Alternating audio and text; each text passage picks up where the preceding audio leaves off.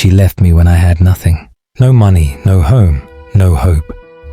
Not a goodbye, not even a note, and I thought I would never recover. But life had other plans. Subscribe and like to encourage us to produce more content. Isaac had once believed in fairy tales. He had loved Mariam with a devotion so deep it seemed unshakable. They met in university, two dreamers bound by their aspirations. Isaac, the quiet but ambitious law student, and Mariam, the dazzling, outgoing economics major. They had nothing but their dreams and each other. Mariam was Isaac's world. She made him laugh when stress clouded his mind, stayed up late to help him study, and whispered promises of a shared future filled with success and love. They would talk about the family they would build, the home they would own, and the adventures they would take together. Isaac felt unstoppable with her by his side. Life was promising until it wasn't. When Isaac's father died suddenly, his world crumbled. His father had been the family's provider, the pillar of their home, and without him, everything fell apart. Hospital bills left his mother in debt, and as the eldest son, Isaac had to step up. His scholarship barely covered tuition, let alone living expenses. The weight of responsibilities pressed down on him like an unbearable storm. At first, Mariam was his rock. She assured him they would get through it together. She cooked for him when he was too exhausted to stand, encouraged him when the stress threatened to break him, and held his hand through the worst of it.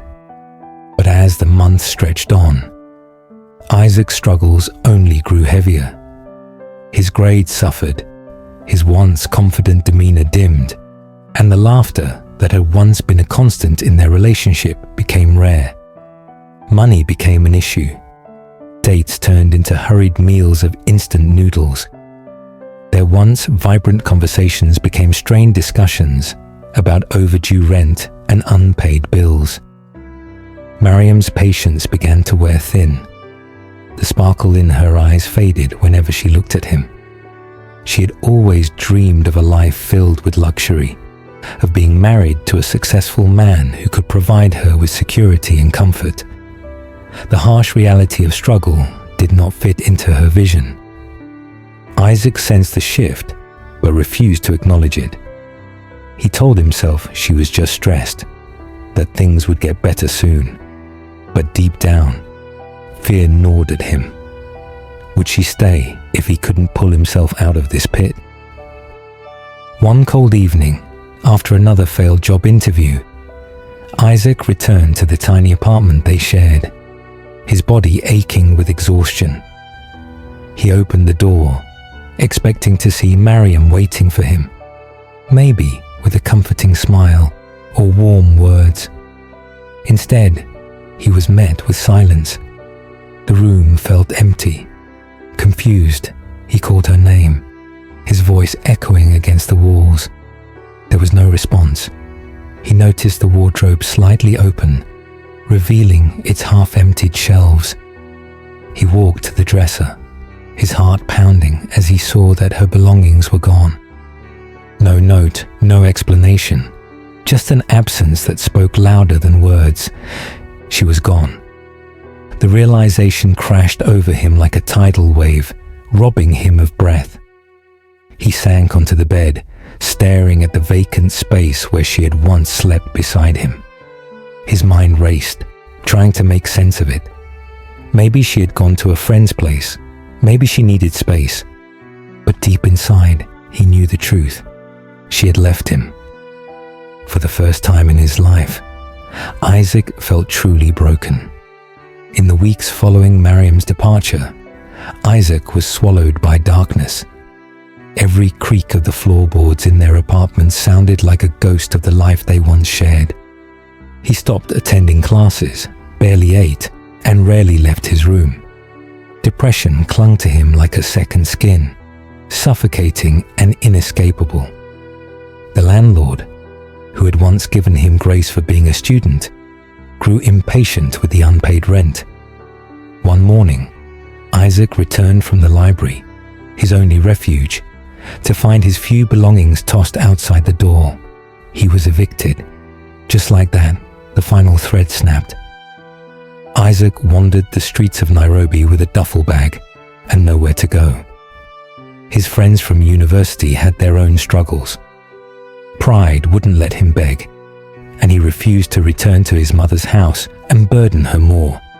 He slept on benches, in half-finished buildings, or anywhere the rain couldn't reach. He remembered the sting of hunger gnawing at his insides as he watched strangers walk by with full bellies and purpose. The once sharp law student, full of ambition, had become a shell of himself.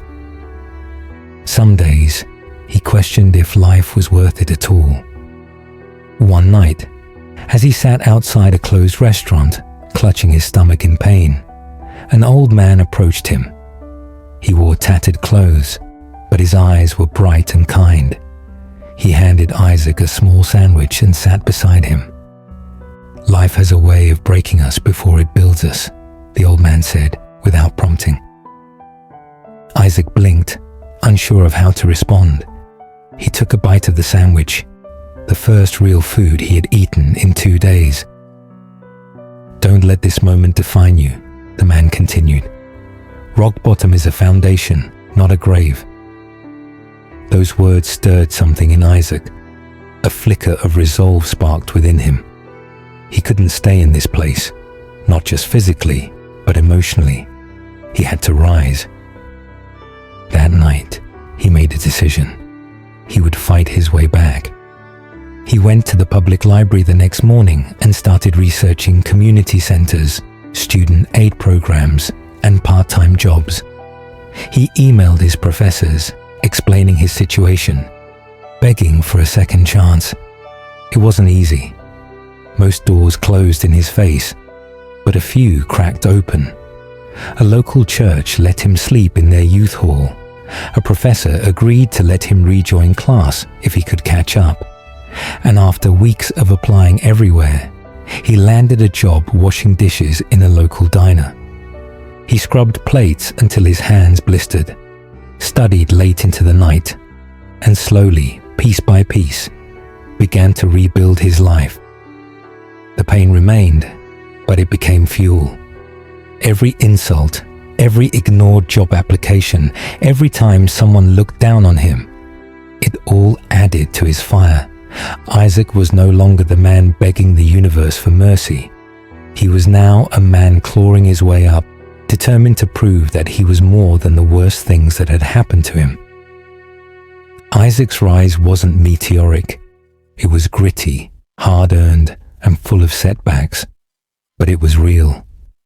He studied during every break at the diner, scribbled notes on napkins, and recorded lectures on his old phone to replay them at night. With the help of a few kind professors and sheer willpower, he began acing his tests again. People began to notice.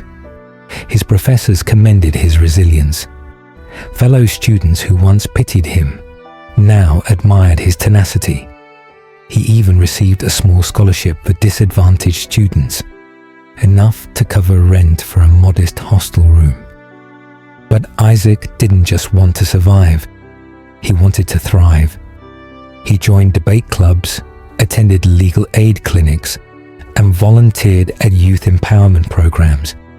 He spoke to young boys about failure, about rising after the fall. One day, his name was submitted for a National Student Award. He didn't expect to win, but he attended the ceremony with borrowed shoes and a heart full of hope. When his name was announced as Student of the Year, he stood frozen for a moment. The crowd applauded, but all Isaac could hear was the echo of the old man's voice. Rock bottom is a foundation, not a grave. He accepted the award with tears in his eyes. It wasn't just a plaque, it was proof that pain had not defeated him, that even when love had abandoned him, he had not abandoned himself. Backstage, as the crowd mingled and cameras flashed, Isaac spotted a familiar face in the distance. Mariam. His past had come full circle, but Isaac had changed. He was no longer the man she left. He was the man he had fought to become. And the story was far from over. The awards ceremony buzzed with excitement, but Isaac stood still, a statue in the crowd. Just minutes ago, he'd walked off stage with thunderous applause ringing in his ears, holding the plaque that named him Student of the Year. It should have been a moment of unfiltered joy. But now, all of that blurred because Mariam had returned. She waited by the oak tree outside the hall, the same one they used to sit under during their early university days. Her arms were folded across her chest, her eyes nervously darting between him and the ground. Isaac's heart beat hard against his ribs. The woman who had vanished from his life without a word, who had left him at his lowest, was now standing just a few feet away. Her presence brought a flood of memories, both warm and wounding. He walked toward her, each step weighed down by unresolved emotions. "Isaac," she breathed, her voice barely above a whisper. "Mariam," he replied. His tone was even, calm, too calm for the whirlwind inside him. She took a hesitant step forward. "You look different." "I've changed," he said. There was a beat of silence. "Can we talk?" Isaac hesitated. Part of him wanted to walk away, to protect the peace he had built. But another part, the part that once loved her deeply, needed closure. They went to a quiet cafe just off campus. It was nearly empty, the kind of place where confessions didn't feel as heavy. "I didn't know how to face you," Mariam began.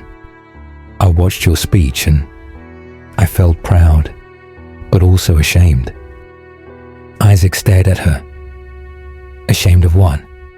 "Of leaving," she said, "of not even saying goodbye. I was scared, Isaac. Everything was falling apart, and I didn't know how to deal with it." "You mean we were falling apart?" he said sharply. She nodded. "Yes, but I should have stayed. I should have fought with you, but I was selfish." Isaac didn't speak. He let the silence stretch, hoping it would speak the words he couldn't. "I made a mistake," Mariam said finally, "and I've regretted it every day." He looked at her then, really looked. She was still beautiful, but the shine in her eyes had dimmed. She had known loss too. He could see it etched in the way her hands trembled slightly as she held her cup. "What happened?" he asked. She sighed. "The man I left you for. It didn't work. It was all glitter and no gold. He promised me comfort and status, but I became just another woman to him. When things got tough for him, he dropped me too." Isaac nodded slowly. "So now you've come back?" "Not because of what you have," she said quickly. "Because of who you are. Because the man I knew, the one who loved me through everything, that man was real, and I didn't appreciate him." His heart ached, not with longing, but with understanding. He had needed this conversation, not for rekindling, but for release. "I don't hate you, Mariam," he said softly. "I thought I did for a long time, but I realized I needed that pain to grow." Her eyes brimmed with tears. "Do you think there's any chance for us?" Isaac smiled gently. "We're different people now. I wish you well, truly, but I've moved on, and I like the man I've become." She nodded, wiping her tears. "I understand." They parted with a quiet handshake, and for the first time in years, Isaac felt light. The shadows of his past no longer held him. He had faced the storm and come out stronger. As he stepped back into the sunlight, a new chapter waited for him, one he would write on his own terms. Mariam sat across from Isaac in the quiet restaurant, her eyes searching his for something, perhaps hope, perhaps regret. The woman who had once been his world now sat before him, asking for another chance, as if the past could simply be erased. Isaac stirred his coffee slowly, his mind racing. Once, he had dreamed of this moment. He had imagined her returning, confessing her mistake, begging for forgiveness. But now that she was here, he felt nothing but a dull ache in his chest. "Why now?" he finally asked, his voice calm but firm. "Why after all these years?" Mariam exhaled, dropping her gaze. "Because I was wrong, Isaac. I thought money would make me happy, but I lost myself chasing a dream that was never real. I left you when you needed me the most, and I regret it every single day." Isaac studied her. "What happened with the man you left me for?" A bitter smile crossed her lips. "He made promises, big ones. Told me he'd take care of me, give me the life I wanted. And for a while, it seemed perfect. Then, one day, he disappeared, just like that. Left me with nothing. No love, no security, no home. Just the realization that I had thrown away the only real love I ever had." Isaac nodded slowly. "And now you're back, because I have money, success." Tears welled in her eyes. "No, Isaac, because I know what I lost, because I loved you, and I was too blind to see it." Silence stretched between them. The weight of history, of love and betrayal hung heavily in the air. Isaac could see the sincerity in her eyes, but he also knew that some wounds never fully heal. Some bridges, once burned, cannot be rebuilt. He leaned back in his chair, exhaling. "Mariam, I loved you once, with everything I had, and when you left, it nearly destroyed me. But I survived. I built myself up from nothing, and now, I am happy. Without you." Her face crumbled, but she nodded, as if she had expected this answer. "You don't hate me," she whispered. Isaac shook his head. "No, I don't hate you, but I don't love you anymore either." A single tear slipped down her cheek. "I understand." She stood up slowly, her movements hesitant, as if she were waiting for him to change his mind. But he didn't. He simply watched as she walked away, disappearing through the restaurant doors, out of his life for good. As he sat there, staring at the empty seat across from him, Isaac felt something unexpected. Peace. For the first time in years, he was truly free. The past no longer had power over him. And with that realization, he smiled.